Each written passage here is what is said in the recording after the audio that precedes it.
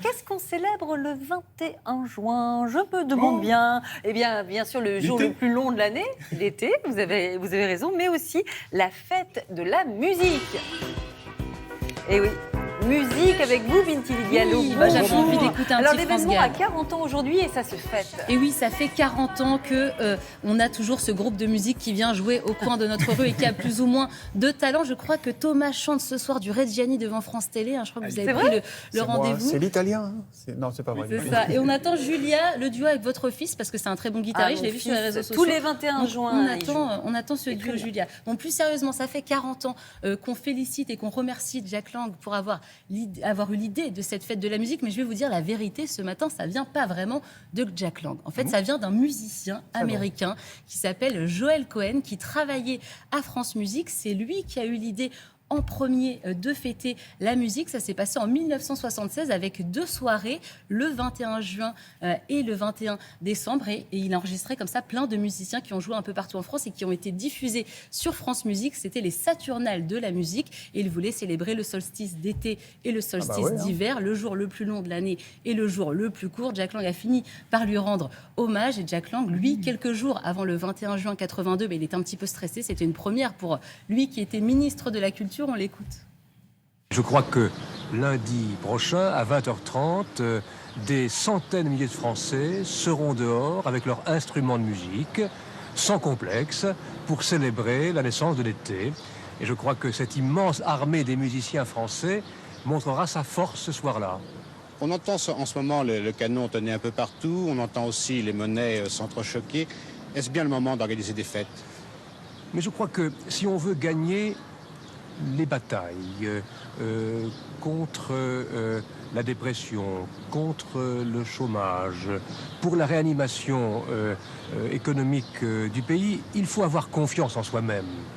Est-ce que c'est pas le moment de faire une fête? C'est dur comme question. Bon, dit guerre, chômage, problème économique, on dirait une interview de 2022. D'ailleurs, il n'a quasiment pas changé. C'est incroyable cette archive, ça sonne très 2022, vous avez raison Thomas. Et Jack Lang, il a déclaré il n'y a pas très longtemps, cette première édition de la fête de la musique a été le plus grand trac de ma vie. Il avait peur que les gens ne descendent pas dans la rue. Et pourtant, ils l'ont fait. Regardez cette archive à Paris, 21 juin 82.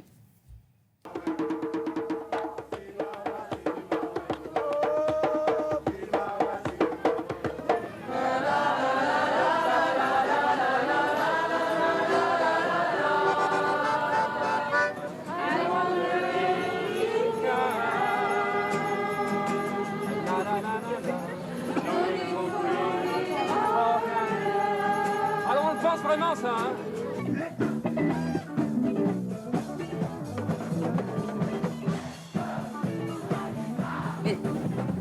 J'ai rêvé ou quoi? Ou c'est Jacques Higelin à la fin du C'est Jacques reportage? Higelin, tout à fait, l'interprète de Tombé du ciel, a été l'un des premiers ambassadeurs de la fête de la musique. Le 21 juin 82, il a sillonné la capitale comme ça avec son camion et ses musiciens. Alors depuis, la fête de la musique a été reprise dans 130 pays. Donc vous imaginez, on est quand même des ambassadeurs incroyables. On peut quand même être très très fiers de ça. Et pourtant, c'était pas gagné. La première édition, la presse était très sceptique. Vous l'avez entendu.